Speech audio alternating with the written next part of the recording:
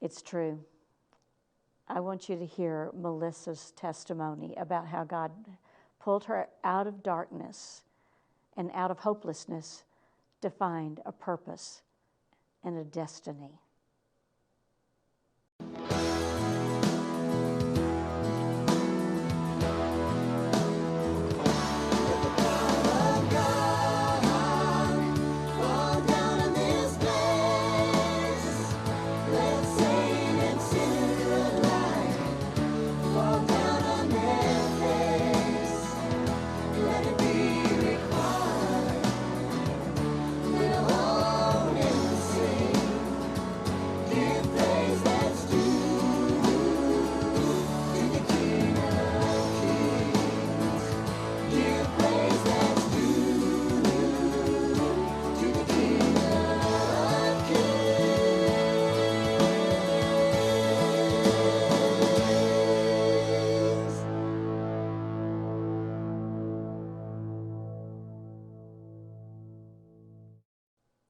Welcome to God Answers Prayer. I'm Linda Tiano, your host today. And today we are going to be hearing stories that are somewhat connected.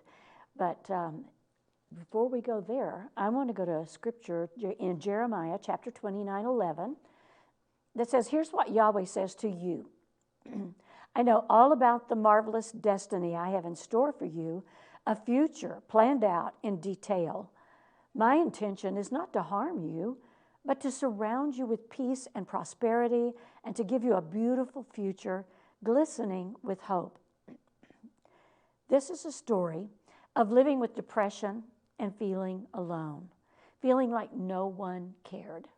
Melissa Tracy is here to share how Yahweh met her at her lowest and brought her into her destiny. We'll be right back.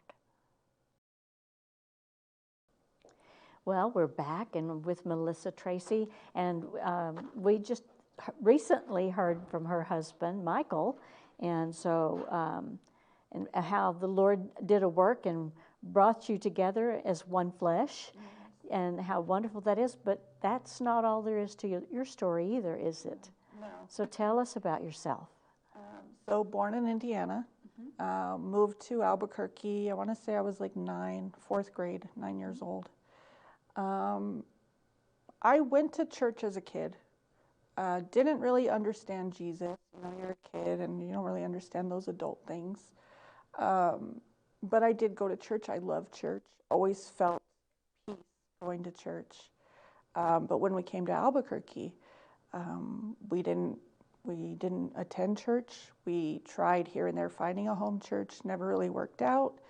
Then my parents just, went about their lives, and we went about our lives without church, without God. But always felt something. Didn't know what it was. Even as a teenager, I remember sitting outside on my parents' front porch and just looking up at the sky and be like, there has to be more to this. There has to be more to life. I dealt with such depression as a kid. Going through different trials, dealing with sexual abuse at a young age. Always felt like I just want to be loved. I know there has to be this love that I'm looking for. Right. But didn't know what that looked like, didn't know who that would come from. But I would sit outside, and I remember it would always be, night when the stars are out. And I'm like, if somebody could create all the stars in the sky, there has to be a purpose for me. There has to be. Yeah. And I was always searching for love growing up, but always in the wrong people, the wrong places. And so I dealt with a lot of physical abuse from partners. I dealt with a lot of abuse from friends. So my friends would just use me and kind of leave me. And it was continuously searching for somebody just to love me and appreciate me. Again, but just finding abusive relationships. Mm-hmm. And then at 19, I met my kid's dad.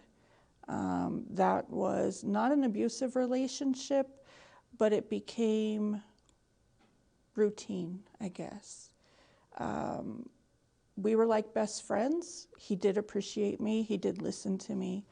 But after my son and my daughter were born, it became just very routine and just more like roommates instead of a marriage.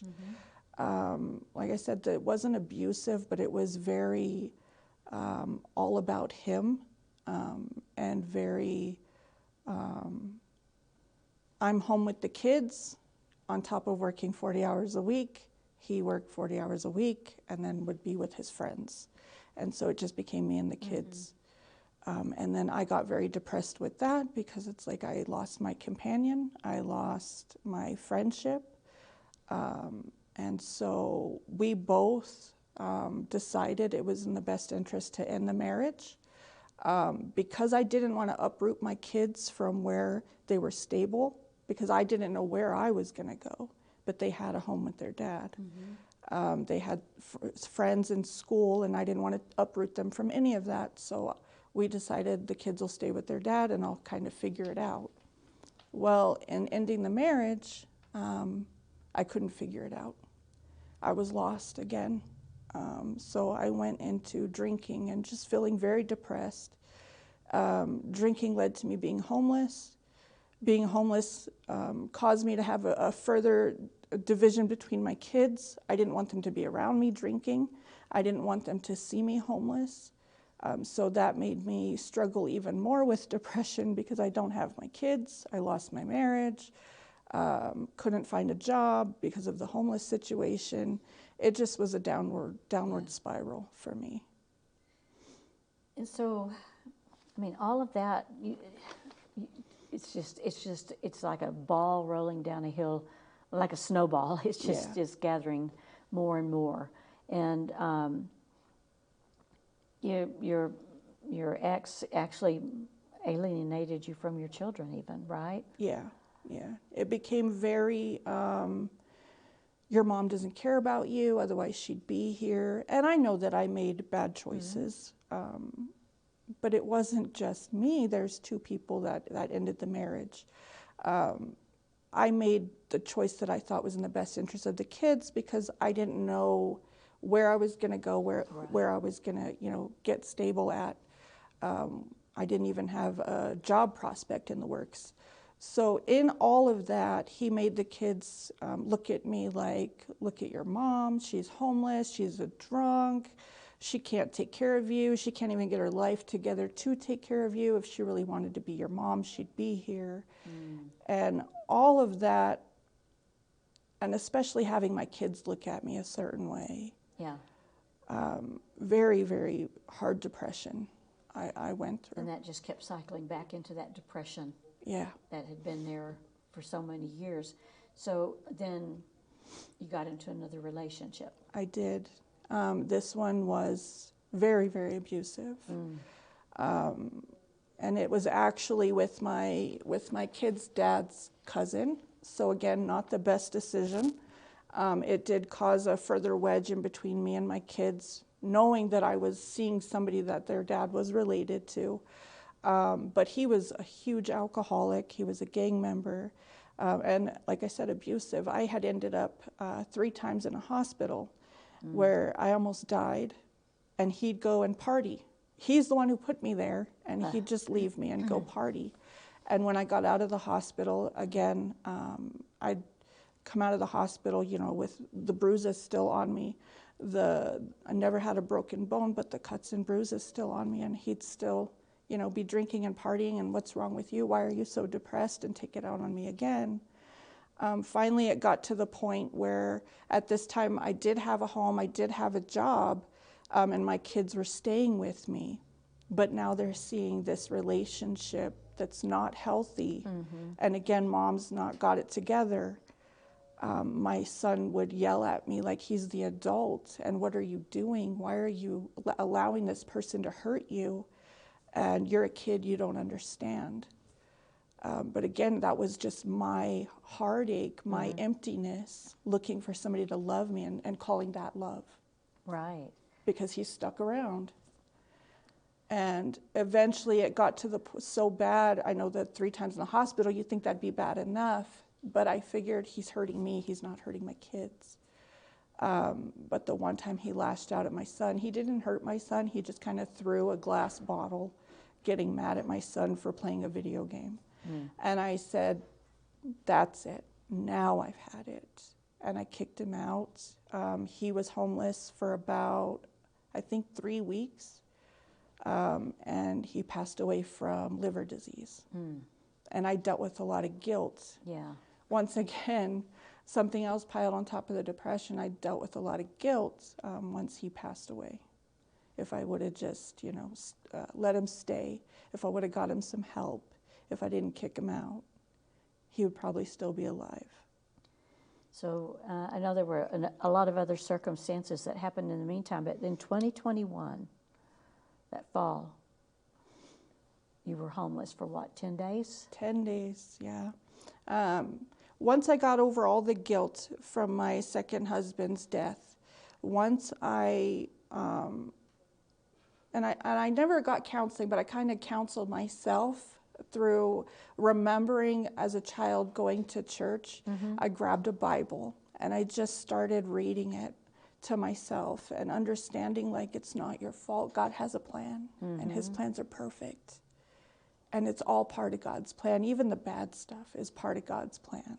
So I started to read that and really trust that, and finding my footsteps back and finding my confidence that I never had.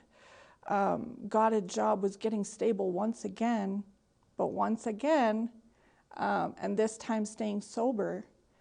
But once again, I had lost my place due to a mishap in the job that I had. They had misplaced mailing my payroll check. So I couldn't afford the place that I was at. I was waiting on this check to come in. They couldn't hold because I was staying in a Motel 6. And so he was like, I can't hold this room for you. You're going to have to vacate. I'm like, okay, God, why? Why now? I'm just getting my kids back, their trust back. I'm getting my life back. Why, God, now? I didn't see it then, but I know now. God's perfect plan, once again. He had a better plan.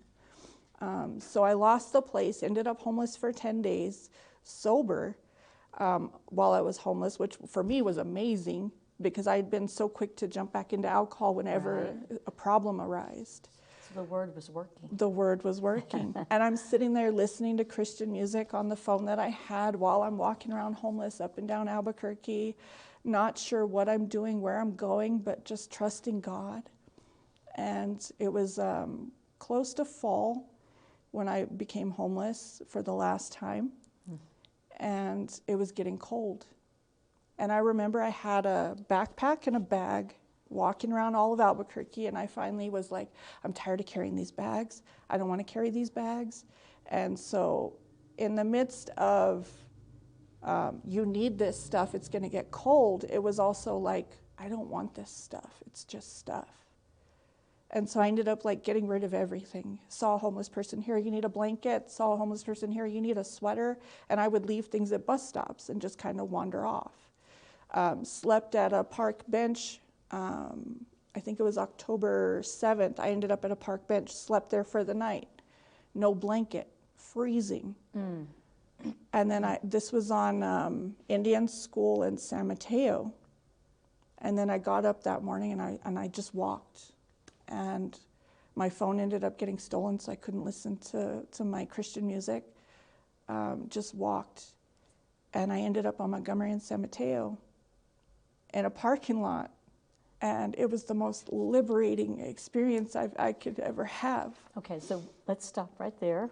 And I want to say to you out there watching, because I know there's so many just like you, just that are in that same kind of a position, and you feel like there's no hope, nobody cares, you're invisible. Well, you're not. Number one, because there is hope, and because God loves you, and He created you, and you're extremely visible to Him. And He does have a plan, and He does have a purpose for your life. And He's just calling you to come and allow Him to take control of your life. Across the bottom of the screen is a phone number you can call. We've got prayer partners that will pray with you and just rejoice with you as one who has come home into the arms of Yeshua to know Him as Savior and Lord. give us a call. We'll be right back. So you said on October 10th, 2021, you ended up at Montgomery and San Mateo. I did. And the tears started coming into your eyes. So tell us about that. I don't know if I can do that without crying my face off. Walking around in an Albertsons parking lot. Thank you. Like I said, it was fall, so it was starting to get cold. I had literally just got rid of everything. At the time, like I said, didn't know what was going on inside, but just knew something was happening. And so in this parking lot, I literally said, God, it's getting cold. I have no blanket to keep me warm. I have no money to eat. I have nothing, God. I don't have anything. But I trust you. You've shown me time and time again that you're here. And I literally fell to my knees like this. God, I surrender. I surrender everything. I have nothing but me to give to you. And I want to trust your plan. Without knowing what I was saying, I said, I want to trust your plan. I want to know you have a purpose for all of this. I want to know there's a purpose for my life and a plan for it, Lord. And I need my kids to know and see your glory in my life so that they can experience it in theirs. God, I surrender. And I'm crying my head off in the middle of this parking lot, and I'm sure there's people looking at me like, this lady's lost her mind. And so I got up right after that, wiped my tears, and I just took a breath and, all right, God, show me your plan. I'm following you. Literally not 30 seconds away from that spot where I was knelt down, I walked onto a sidewalk.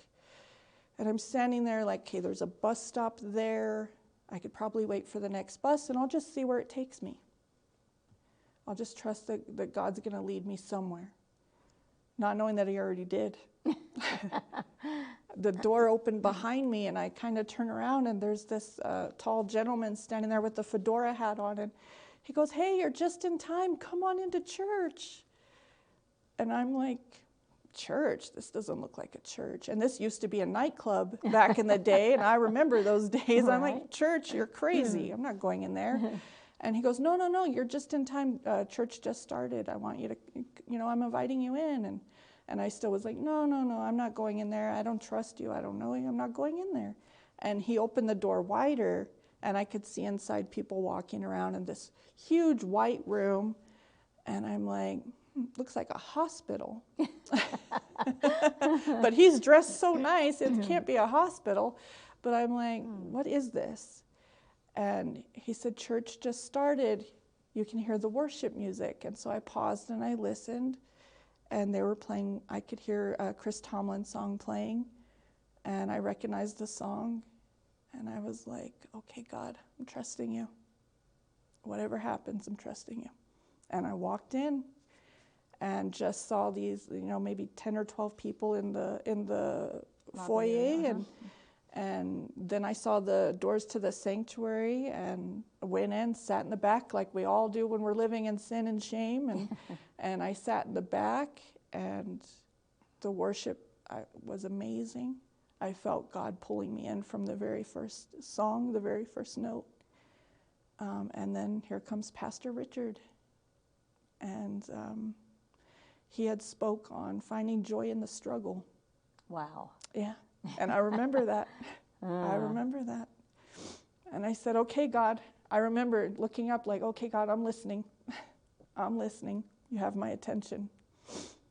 And at the end of service, Pastor Richard had said something about Pastor Chuck being there in God's warehouse. And I knew that from being on the street. I knew God's warehouse. And he had mentioned Tomas Meyes. And I knew Tomas Meyes when he was homeless and going to God's warehouse. So these were two names that I was familiar with. And I'm like, that's weird. The Albuquerque, it may seem small, but it's a huge place when you're lost. And so for him to not say one name that I recognized, but both names, I was like, okay, God, again, I'm listening. And so at the end of service, I went into the church foyer, and Sure enough, Tomas is talking to Pastor Chuck. And I go up to both of them and I said, "Hey, Pastor Chuck." And he kind of like didn't recognize me. He's like, "Hi, how are you?" You know, being nice. And then I tapped Tomas on the shoulder and I said, "Tomas, like, hey." And he kind of was like, "Hi." And so I had told him, you know, "You knew my second husband who had passed away. He knew him from being homeless." And he goes, "Melissa." And I said, "Yes." And he said, "What do you need?" Like, as soon as he recognized, "What do you need?" Wow. And I said, "Oh, no, I'm fine. I just wanted to say hi." He stopped me. "What do you need? What do you need?" And I broke down. I broke down and I was like, "I don't have a place to stay. I don't have any money. I don't have anything. I'm here broken. I don't have anything." And he said, "Hold on, let me make a phone call." And he called his wife. She came in 15 minutes, sat me down and said, "I have a place for you. I have a place for you." She goes, "Matter of fact, you came at the perfect time because this place just opened up."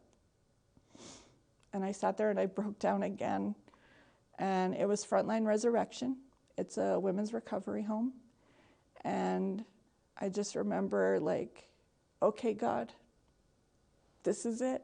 You're showing me. You're showing me not only just now, but you like that whole opened my eyes to everything. His handprint being on every part of my life. But it was finally like, I'm in this moment, like an aha moment, like, Right. like God's like, "You're where I need you to be." Wow. And then, so you were there for a little while, right? I was there a year and 2 months. Okay. But you also ended up over at God's Warehouse, right? Yes. Yeah. That was volunteering. Okay. Yeah. And this was like after coming to Frontline Resurrection, some of the ladies would go help out with God's Warehouse to help volunteer over there. And it's like giving back because I know where they're at and their homelessness. Right. I've been there. I've experienced that. Yeah. And so getting to minister to them and getting to share my testimony with those, because it's like, I was where you're at and this isn't where God wants you to be. It's only for a moment. And now you're secretary at New Beginnings? At New Beginnings At New Church. Beginnings. But at God's Warehouse, you met Michael. Actually, we met at New Beginnings. At New Beginnings, yes. okay. We were, I was serving through Frontline Resurrection. He was serving through Under His Construction. Okay. He was in the men's home at Under His Construction. I'm in the women's recovery at Frontline. And they serve at the church. They help with cleaning. They help with hospitality. And so he was serving. Tomas had called him to help because Tomas is the lead custodian. Oh, okay. And he had called Pastor Chris, like, "Hey, I need some help." I forgot what event it was, but I need some help cleaning up. He had sent Michael. I was new to Frontline, so, you know, when you don't have a job, Tomas is like, "Come work for the church. Come volunteer and help out." So I would serve the church while I was looking for a job. And so it just so happened that Michael came in on the same day that I came in, but it was more friendship. I wasn't looking, he wasn't looking. That's the best way. Right. And so we were serving together. We served quite a few events together before there started to be like, okay, why do I feel my eyes going this way towards this man? Why do I feel God pulling me this way? And I actually would stop myself and pray like, "Lord, I'm not looking for this. But if this is where you're wanting my eyes to look, then open my eyes." Wow. Yeah. And so, yeah, you went through all the necessary things, and now you're married and serving together. Yes. And it's wonderful, and congratulations. Thank I'm you. so happy for you. Thank I hope you. that the two of you will at some point come back and share more, because I know there's more, and There's you're writing a more. book. Yeah. So we'll have to talk about that. But thank you for coming. Thank you for sharing. And if you've been listening to this and you can relate to it, will you give us a call? We'd love to be able to pray with you and encourage you. And you've heard Michael and you've heard Melissa. Yeah. I'm sure they would be more than willing to talk to people and help them. So there's ways to do that. But today, as we leave one another. May the Lord bless you and keep you. May he make his face to shine upon you. May he lift up his countenance upon you and be gracious to you. In Yeshua's name, shalom, shalom. Thank you for joining us today on God Answers Prayer. If you or someone you know would like to be a guest on our program, please contact us by visiting kchftv.org and click on Share Your Testimony. Our prayer partners are here to pray for your needs. Call us today at 505-345-4165. We appreciate your prayers and support. Join us again next time for more inspiring stories and testimonies. Remember, God is always listening, and he answers our prayers in his perfect timing.